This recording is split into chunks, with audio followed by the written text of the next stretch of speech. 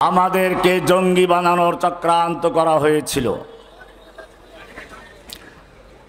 আজকে আমার হাসি লাগে। আজকের আলোচ্য বিষয় হচ্ছে অপারেশন ডেভিল হান্ট। ওরা আমাদেরকে জঙ্গি বানাবার চক্রান্ত করেছিল। আল্লাহ ওদেরকে শয়তান বানিয়ে শয়তান শিকারের পর্যায়ে নিয়ে গেছে। ধন্যবাদ বর্তমান সরকারকে, যারা শয়তান চিনতে পেরেছে। আমরা এতদিন পর্যন্ত মৎস্য শিকার শুনেছি, হরিণ শিকার করার কথা শুনেছি, বাঘ শিকার করার কথা শুনেছি, শয়তান শিকার করার কথা কোনদিন আমরা শুনি নাই। বর্তমান সরকার আমাদেরকে শয়তান শিকার করার একটা প্রকল্প দিয়েছে। আমাদের উচিত হবে এখন শয়তানদের খুঁজে খুঁজে বের করা। শয়তান মানে কি আজকে সিনে আলোচনা হবে। শয়তান শব্দের অর্থ তাফসীরের কিতাবে কালিমাতু শাইতান ফিল লুগাতিল আরাবিয়্যাতি মুশতাক্কাতুন মিনাল জাযার শাতানা ওয়াল্লাযী ইয়ানি আল বু'দ আনিল খুরুজ আনিত তরিকিল মুস্তাকিম। শয়তান মানে হলো সোজা রাস্তা বাদ দিয়ে বাঁকা পথে যে চলে তাকে বলে শয়তান। শয়তান অর্থ কি? বাঁকা পথে যে চলে। কোরআনে আল্লাহ রাব্বুল আলামিন সূরা আনআমের 153 নম্বর আয়াতে ইরশাদ করেছেন, ওয়া আন্না হাযা সিরাতী মুস্তাকিমান ফাত্তাবিউহু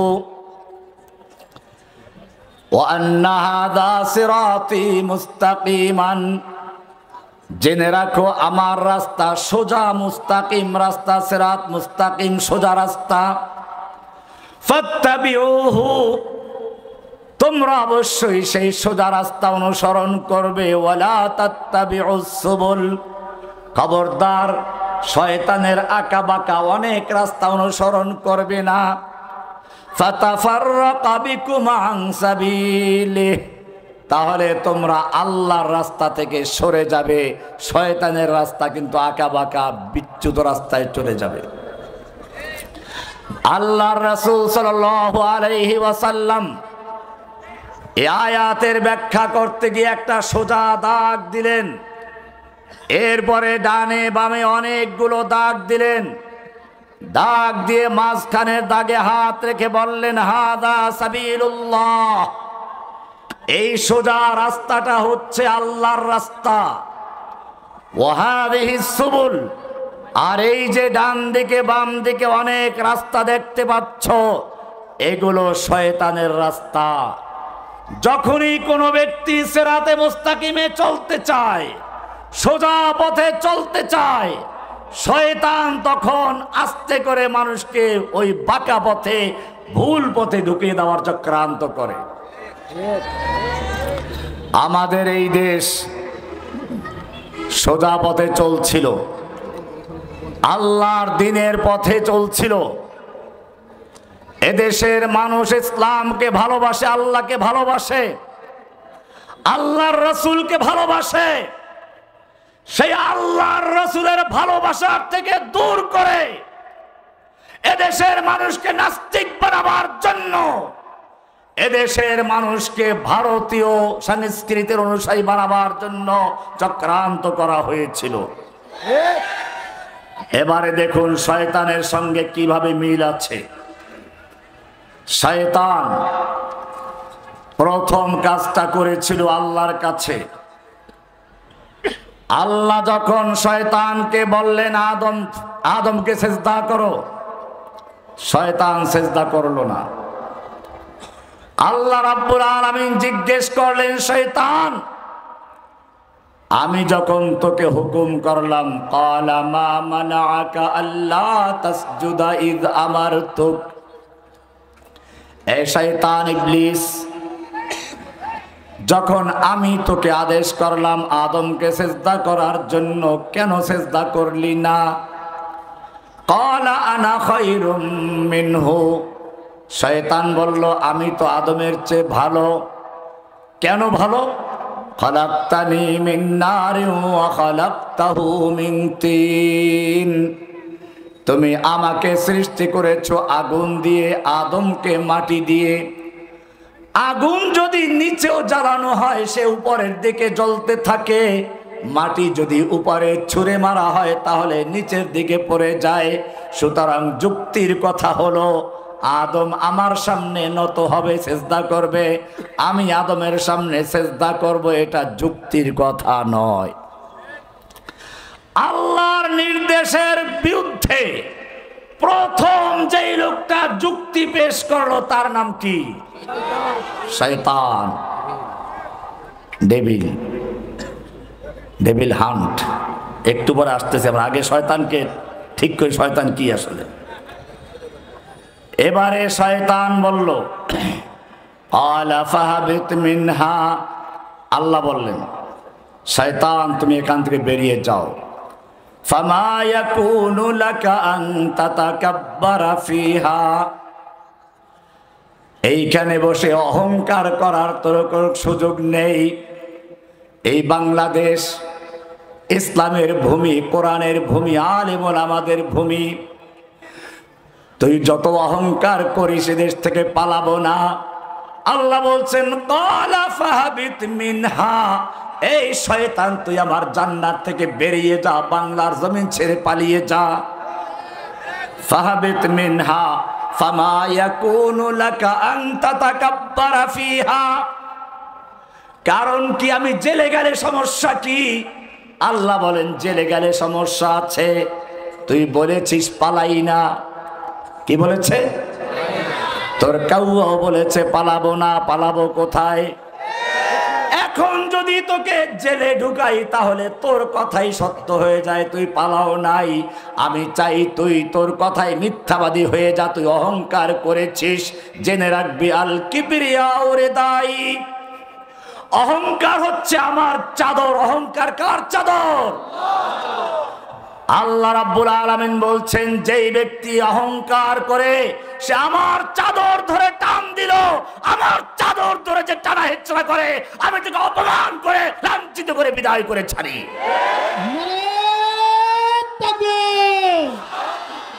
দিন ইসলাম, দিন ইসলাম, তাকবীর। ক্বালা ফাহাবিত মিনহা, এবার এখান থেকে ভাগো। ফামা ইয়াকুনু লাকা আন তাতাকাব্বারা ফিহা, তোর অধিকার নেই এখানে বসে অহংকার করার। ফাখরুজ ইন্নাকা মিনাস সাগিরিন, তুই বাংলার জমিন ছেড়ে পালিয়ে যা। তুই লাঞ্ছিত, পদদলিত, পালাতক, তুই ভীতু। ক্বালা আনজিরনি ইলা ইয়াউমি ইউবআসুন, এই অংশ নিয়ে পরে আলোচনা হবে ইনশাআল্লাহ। শয়তানের আরো কিছু কথা বলি। এবারে শয়তান বলছে, ক্বালা ফাবিমা আগওয়াইতানি লাআকউদান্না লাহুম সিরাতাকাল মুস্তাকিম। ও আল্লাহ, তুমি যখন আমাকে আদমের কারণে জান্নাত থেকে বের করে দিয়েছো, আমার পদচ্যুত করেছো, আমি ওদের জন্য সিরাতে মুস্তাকিম মাঝখানে বসে থাকব, ওদেরকে শান্তিতে থাকতে দিব না। কে বলেছে? শয়তান। সুম্মা লাআতিয়ান্নাহুম মিন বাইনি আইদিহিম ওয়া মিন খালফিহিম, শয়তান আল্লাহর সামনে ভাষণ দিচ্ছে।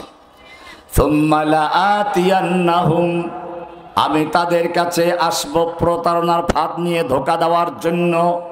মিন বাইনি আইদিহিম, সামনের দিক থেকে, অমিন খালফিহিম, পিছন দিক থেকে, ওয়ান আইমানিহিম, ডান দিক থেকে, ওয়ান শামাইলিহিম, বাম দিক থেকে, ওয়ালা তাজিদু আকসারাহুম শাকিরিন, তুমি তাদের বেশিরভাগ লোকদেরকে অকৃতজ্ঞ পাবে, তোমার কৃতজ্ঞতা আদায় করবে না। শয়তানি অঙ্গীকার করলো। আমরা এখানেও দেখতে পাচ্ছি শয়তান যেরকম বিতাড়িত হওয়ার পরে অহংকার ছাড়ে নাই। আমি আসব, ডান দিক থেকে বাম দিক থেকে চট করে ঢুকে পড়বো। শয়তানের সঙ্গে মিল আছে, আরো অনেক মিল পাওয়া যাবে। আমরা বলি তুমি চট করে ঢুকে পড়ো। বিডিআর বিদ্রোহের নামে বিডিআর এবং সেনা সদস্যদেরকে হত্যা করে যে তুমি হত্যাযজ্ঞ চালিয়েছ, বাংলার জনগণ অপেক্ষায় রয়েছে তুমি যেদিন চট করে ঢুকে পড়বে বিডিআর হত্যার বদলা নিতে গিয়ে ফাঁসির মঞ্চে ঝুলিয়ে তোমার গোশত মাংস কুকুর আর কাক দিয়ে খাওয়াবার জন্য প্রস্তুত রয়েছে। তুমি চট করে ঢুকে পড়ো। তোমার অবৈধ স্বামী গুজরাটের কসাই, ইসলামের চরম দুশমন, নরেন্দ্র মোদীকে বাংলাদেশে আনতে গিয়ে ব্রাহ্মণবাড়িয়াতে আর হাটহাজারিতে হাজার হাজার ছাত্র জনতার রক্তে বুক ভাসিয়ে দিয়েছ। তুমি চট করে ঢুকে পড়ো। ব্রাহ্মণবাড়িয়ার শহীদদের, হাটহাজারি শহীদদের বিচার করতে গিয়ে তোমাকে ফাঁসি ঝোলাবার জন্য শহীদের রক্ত অপেক্ষা করছে। তুমি চট করে ঢুকে পড়ো। রাতের বেলায় বাতি বন্ধ করে দিয়ে শাপলা চত্বরে হাজার হাজার তাওহীদি জনতাকে হত্যা করেছ, রাজপথ রক্তে রঞ্জিত করেছ। শাপলা চত্বরের তাওহীদি জনতা অপেক্ষা করছে তুমি কবে চট করে ঢুকে পড়বে। শাপলা হত্যার বিচার করতে গিয়ে তোমাকে ফাঁসিতে ঝুলিয়ে তোমাকে দৃষ্টান্ত স্থাপন করার জন্য বাংলার তাওহীদি জনতা বসে আছে। তুমি কি অপরাধ করেছে খুঁজে পাচ্ছ না। জুলাই আগস্টে এদেশের কচি কচি বাচ্চা ঠিক মতো যারা লুঙ্গি পাজামা পরাও শিখে নাই, তুমি তাদের বুকে গুলি করে বুকটাকে ঝাঁঝরা করে দিয়েছ। আবু সাইদের উন্মুক্ত বুকে তুমি গুলি করে ঝাঁঝরা করে দিয়েছ। হাজার হাজার ছাত্রদেরকে পঙ্গু করেছ। শত শত ছাত্রদেরকে অন্ধ বানিয়ে দিয়েছ। এখনো এই ছাত্র জনতা হাসপাতালের বেডে কাতরাচ্ছে, আর তুমি মাঝে মধ্যে বানরের মতো ভেঙচি মেরে বলো আমি চট করে ঢুকে পড়ব। আমরা শয়তান ঠিক পেয়েছি। শয়তান যেরকম বলেছিল আমি চট করে ঢুকে পড়বো মিন বাইনি আইদিহিম, সামনের দিক থেকে, পিছন দিক থেকে, ডান দিক থেকে, বাম দিক থেকে। কিন্তু জেনে রাখো তোমার বাপ দাদা, তোমার আদর্শ সন্তান সে একটা দিক ফাঁকা রেখেছে, সে ভুল করেছে। এ কথা বলতে পারে না আমি উপর দিক থেকে আসবো, কারণ উপর দিক থেকে কে আছে? কোরআনের আয়াত ভালো করে বুঝবেন। শয়তান বলেছে আমি ডান দিক থেকে আসবো, বাম দিক থেকে আসবো, সামনে থেকে আসবো, পিছন থেকে আসবো, কিন্তু উপর থেকে আসবো বলে নাই। কারণ কি জানেন? মুমিনদের সম্পর্কে আল্লাহ বলেছেন তোর নরেন্দ্র মোদী যত পাওয়ারই হোক না কেন, তোর ছাত্রলীগ, যুবলীগ আর পুলিশ লীগ যত শক্তিশালী হোক না কেন, যালিকা বিআন্নাল্লাহা মাওলাল্লাযীনা আমানু ওয়া আন্নাল কাফিরিনা লা মাওলা লাহুম। মুমিনদের মাওলা আছে, কাফিরদের কোনো মাওলা নাই। নরেন্দ্র মোদীর মাওলা নাই, ছাত্রলীগের মাওলা নাই, যুবলীগের মাওলা নাই, পুলিশ লীগের মাওলা নাই, মুমিনদের মাওলা আছে।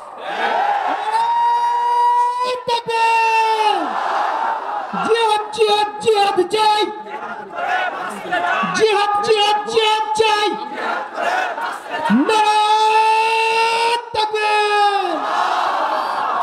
কোরআন কোরআন দেন, কোরআন শরীফ, কোরআন শরীফ, কোরআন শরীফ। কোরআনের সূরা হাশর 2 নম্বর আয়াত ভালো করে পড়বেন। শয়তানের এই ফাঁকটা রয়ে গেছে ওখানে। অপারেশন ডেভিল হান্ট আলোচনা হচ্ছে। শয়তান একটা কথা বলতে ভুলে গেছে, উপর দিক থেকে সে পারবে না, কারণ উপর দিক থেকে কে আছে? আল্লাহ তাআলা বলছেন মা যানানতুম আন ইয়াখরুজু, তোমরা কখনো কল্পনাও করতে পারো নাই সে এত সহজে বের হয়ে যাবে, পালিয়ে যাবে। ওয়াযান্নু আন্নাহুম মানিআতুহুম হুসুনুহুম মিনাল্লাহ, আর তারাও মনে করেছিল তাদের দুর্গ সমূহ, ছাত্রলীগের দুর্গ, যুবলীগের দুর্গ, শ্রমিক লীগের দুর্গ, আওয়ামী লীগের দুর্গ, বিচারপতি লীগদের দুর্গ, ব্যবসায়ী প্রতিলীগদের দুর্গ, আর নরেন্দ্র মোদীর দুর্গ, নাস্তিক মোরতাদদের দুর্গ, আর তাসলিমা নাসরিন নাস্তিকদের দুর্গ, কত রকমের দুর্গ আছে। ওয়াজান্নু আন্নাহুম মানিআতুহুম হুসুনুহুম মিনাল্লাহ, তারা মনে করেছিল তাদের দুর্গ সমূহ তাদেরকে আল্লাহর হাত থেকে রক্ষা করবে, বাঁচাবে।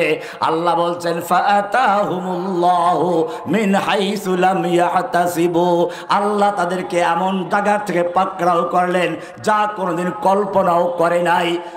বিএনপি তাদেরকে ধরতে পারে নাই, জামাত তাদেরকে পতন ঘটাতে পারে নাই, কোন শক্তি তাদের সঙ্গে আন্দোলন করতে পারে নাই। আল্লাহ রাব্বুল আলামিন স্কুল কলেজের মাদ্রাসার ল্যাংটা ল্যাংটা বাচ্চাদেরকে দিয়ে ওদের এমন পাবে পাকড়াও করলেন, আল্লাহ বলছেন ওয়া কাযাফা ফি কুলুবিহিমুর রুব, তাদের অন্তর মধ্যে ভয়ের সৃষ্টি করে দিলেন, শেষ পর্যন্ত পালাবার জন্য পাগল হয়ে গেল। সূরা হাশর 2 নম্বর আয়াত। এখানে পরিষ্কার হয়ে যায় সে পালাবার আগে একটা বক্তব্য রেকর্ড করার জন্য চেষ্টা করেছিল। এটা আল্লাহর একটা ইঙ্গিত ছিল, কারণ এটা যদি সে আবেদন না করত তাহলে তার বক্তব্য যে কেউ কেড়ে নিতে পারে এটা তো প্রমাণ হতো না। তুমি সারা জীবন আলেম ওলামাদের বক্তব্য কেড়ে নিয়েছো, তাফসীর মাহফিল গুলো বন্ধ করে দিয়েছো, কোরআনের পাখিদেরকে কারাগারে বন্দী করে শিকল পরে রেখেছো, মসজিদের মেহরাবে খতিবদেরকে অপমান করেছো। এবারে পালা তোমার খুতবা বন্ধ করার মতো কেউ আছে? সেজন্য সে আবেদন করলো, আমি একটু খুতবা দিতে চাই, বক্তব্য রেকর্ড করতে চাই। সেনাবাহিনী জানিয়ে দিল আবাবিল পাখি হয়ে আজরাইলের দল দুই দিক থেকে যেই গতিতে ধেয়ে আসছে, মাত্র ৪৫ মিনিট সময়ের মধ্যে তোমার রাজপ্রাসাদে ঢুকে যাবে। এমন তুফান হয়ে তারা ঢুকবে যেই তুফানের সাইলাবে তোমার গদি সহ ভেসে দিল্লি পার হয়ে আটলান্টিক মহাসাগরকে ডুবিয়ে যাবে। তুমি পালাও, তোমার মুরগির রোস্ট আর খাওয়ার সুযোগ নেই। কি সুন্দর মুরগির রোস্ট, আস্ত খাসি, কালা ভুনা, ইলিশ ভাজা, বস্তায় বস্তায় টাকা তৈরি করে গেছিল ক্ষমতায় টিকে থাকার জন্য। আল্লাহ রাব্বুল আলামিন দেখিয়ে দিলেন সূরা আলে ইমরানের ২৬ নম্বর আয়াত, কুলিল্লাহুম্মা মালিকাল মুলক, হে আল্লাহ তুমি সমস্ত ক্ষমতার মালিক। সব ক্ষমতার মালিক কে? না কোনো জনগণ। মনে রাখতে হবে আল্লাহর সংবিধান কোরআন। এই কোরআনের ৩ নম্বর সূরার ২৬ নম্বর আয়াতে পরিষ্কার বলা হয়েছে সকল ক্ষমতার উৎস, ক্ষমতার মালিক কে? কুলিল্লাহুম্মা মালিকাল মুলক তুতিল মুলকা মান তাশাউ, তুমি যাকে ইচ্ছা তাকে ক্ষমতা দান করো। ক্ষমতা দেওয়ার মালিক কে? ডক্টর ইউনূস সাহেবকে কয়েক মাস আগেও জজ কোর্টে লোহার পিঞ্জিরায় ঢুকিয়েছিল, ঠিক কিনা? তখন কি কল্পনাও করতে পেরেছিলেন তিনি বাংলাদেশের ক্ষমতায় অধিষ্ঠিত যাচ্ছেন? ক্ষমতায় বসিয়েছেন কে? তুতিল মুলকা মান তাশাউ ওয়া তানজিউল মুলকা মিম্মান তাশা,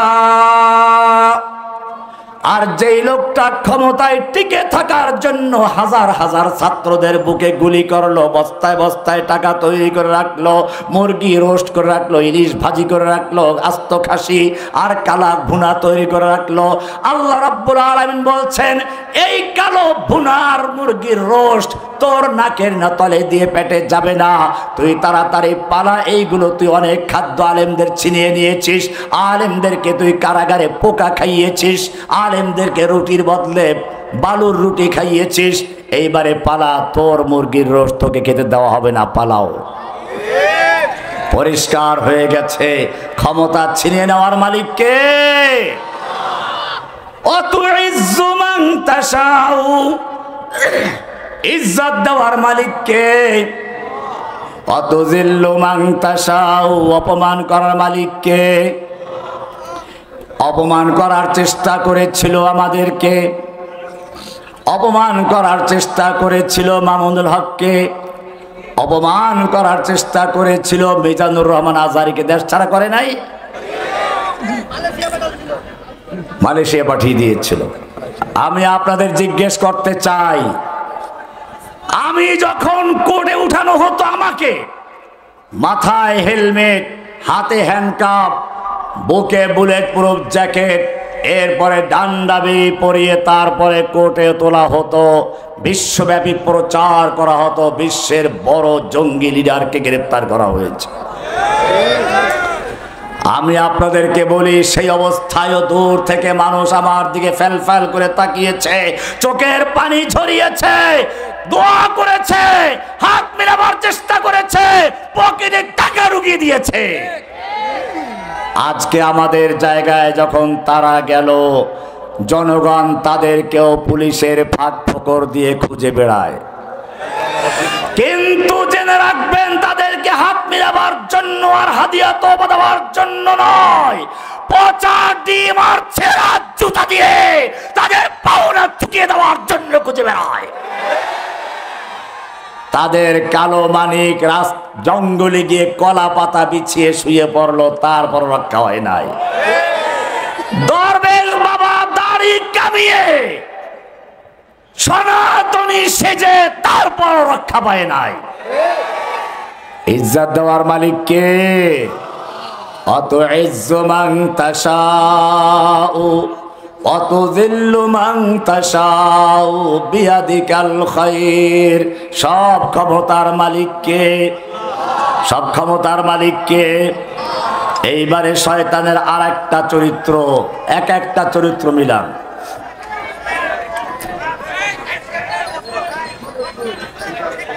সূরা বাকারা 204 থেকে 9 নম্বর আয়াত পর্যন্ত বিশাল এক আয়াত।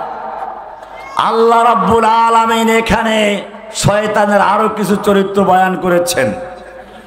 মানুষ শয়তান। আমিনান নাস মাইয়ুজিবুকা কাওলুহু ফিল হায়াতিদ দুনিয়া ওয়া ইউশহিদুল্লাহ আলা মা ফি কলবিহি ওয়া হুয়া আলাদ্দুল খিসাম। এই বিষয়টা বলার আগে আমি আপনাদেরকে বলি, আদম আলাইহিস সালাম যখন জান্নাত থেকে দুনিয়াতে অবতরণ করছিলেন, সঙ্গে তার স্ত্রীও আছে, তিনি জানতে পারলেন ইবলিস শয়তানকেও দুনিয়ায় নামিয়ে দেওয়া হচ্ছে।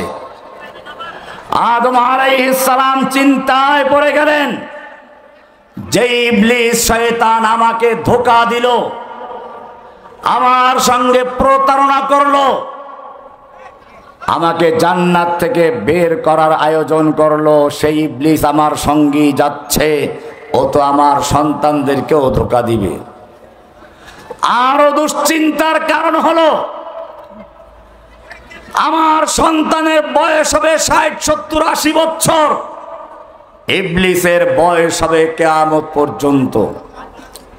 আমার সন্তান যখন ইবলিসের ইবলিসি আর শয়তানের শয়তানি সম্পর্কে একটু ধারণা পাবে, অভিজ্ঞতা অর্জন করবে, ওর কলা কৌশল জানতে পারবে, সে সময় আমার সন্তানের মৃত্যুর সময় ঘনিয়ে আসবে। পক্ষান্তরে ইবলিস তার সারা জীবনের জমানো কলা কৌশল সারা জীবনের অভিজ্ঞতা কাজে লাগিয়ে আমার সন্তানদেরকে গোমরাহ করবে, পথভ্রষ্ট করবে। এটা থেকে, শয়তানের খপ্পর থেকে আমার সন্তান তো বাঁচতে পারবে না। আদম আলাইহিস সালাম যখন এই চিন্তা করছিলেন, আল্লাহ রাব্বুল আলামিন আদমের অন্তরের খবর জানলেন। সঙ্গে সঙ্গে আদমকে জানিয়ে দিলেন। আল্লাহ রাব্বুল আলামিন সেই কথাটা আমাদেরকে জানানোর জন্য কোরআনের সূরা বাকারার 38 নম্বর আয়াতে কোট করে দিয়েছেন। ইরশাদ হচ্ছে, কুল নাহবিতু মিনহা জামিআ। ও আদম, তুমি এবং তোমার স্ত্রী সন্তান সহ তোমরা সকলেই দুনিয়ায় নেমে যাও। فَإِمَّا يَأْتِيَنَّكُم مِّنِّي هُدًى, আমি তোমাদেরকে এমনিতেই ছেড়ে দিচ্ছি না। শয়তান চাইলেই তোমাদের ধোঁকা দিবে, শয়তান চাইলেই তোমাদের ক্ষতি করবে, শয়তান চাইলেই তোমাদেরকে জাহান্নামী বানাবে। খবরদার, শয়তানের এই ক্ষমতা থাকবে না। فَإِمَّا يَأْتِيَنَّكُم مِّنِّي هُدًى, আমার পক্ষ থেকে তোমাদের কাছে হেদায়েত যাবে, রোড ম্যাপ যাবে, সংবিধান যাবে। রোড ম্যাপ, হুদান, রোড ম্যাপ। গুগল ম্যাপ দেখে আপনার রাস্তায় গাড়ি চালান। গুগল ম্যাপ দেখে যেরকম ভাবে রাস্তায় গাড়ি চালানো হয়, আল্লাহ বলেন হুদান, আমি তোমাদের জন্য রোড ম্যাপ দিচ্ছি, সংবিধান দিচ্ছি, নীতিমালা দিচ্ছি। ফামান তাবিআ হুদায়া, যেই ব্যক্তি, যেই সমাজ, যেই রাষ্ট্র, যেই আদালত, যেই সংসদ আমার নীতিমালা অনুসরণ করে চলবে, আমার রোড ম্যাপ মেনে চলবে, ফালা খাউফুন আলাইহিম ওয়ালা হুম ইয়াহজানুন, তাদের কোনো ভয় নেই, তাদের কোনো চিন্তা নেই। শয়তানের শক্তি যত বড় হোক না কেন, শয়তানের কাছে যত বড় পারমাণবিক বোমা থাকুক না কেন, ক্ষেপণাস্ত্র থাকুক না কেন, ওদের লক্ষ লক্ষ সৈনিক থাকুক না কেন, আল্লাহ বলছেন ফালা খাউফুন আলাইহিম ওয়ালা হুম ইয়াহজানুন, যারা আমার সংবিধান মেনে চলবে, আমার নীতিমালা মেনে চলবে, তাদের কোনো ভয় নেই, তাদের কোনো চিন্তা নেই। কে বলেছেন?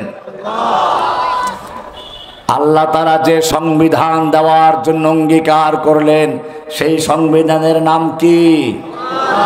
এজন্য কোরআনের শুরুতে আল্লাহ বলেছেন, যালিকাল কিতাবু লা রাইবা ফীহি হুদাল লিল মুত্তাকিন।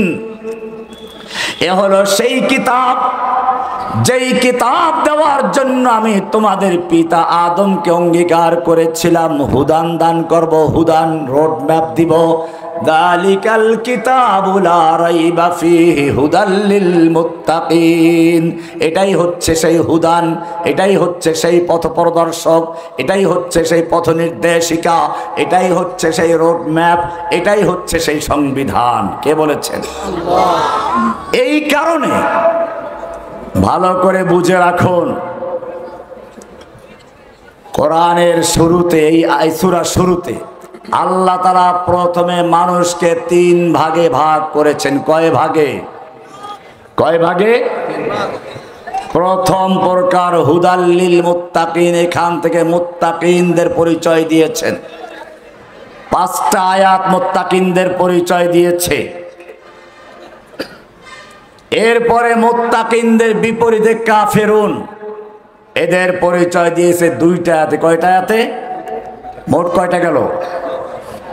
5 আর 2 কত? 7। 8 নম্বর আয়াত থেকে আল্লাহ রাব্বুল আলামিন আরেক প্রকার মানুষের পরিচয় দিয়েছেন, যেই লোকগুলো মুত্তাকিন মুমিনও না আবার কাফেরও না, এরা মুখে আল্লাহকে স্বীকার করে, অন্তরে কাফের, মৌখিকভাবে মুসলমান, অন্তর থেকে কাফের। এই লোকগুলোর নাম কি? আজকে আপনাদেরকে একটা গুরুত্বপূর্ণ পয়েন্ট আমি দিব আপনাদেরকে, সেটা হচ্ছে ইনশাআল্লাহ মুনাফিকদের কিছু লক্ষণ আপনারা জানেন। এটা সাধারণ মুনাফিক, জিজ্ঞেস করলে অনেকেই পারবেন। মুনাফিকের 3 লক্ষণ: ইদা হাদ্দাসা কাযাবা, কথা বললে মিথ্যা বলে, ওয়া ইদা ওয়াদা আখলাফা, ওয়াদা করলে খেলাফ করে, ওয়া ইদা তুমিনা খানা, আমানত রাখলে খেয়ানত করে। এই 3টা হলো এক হাদিস। আর এক হাদিসে আরেকটা বেশি আছে। যারা মিশকাত পড়েন তারা জানেন, আরবাউন মান কুন্না ফীহি কানা মুনাফিকান খালিসান।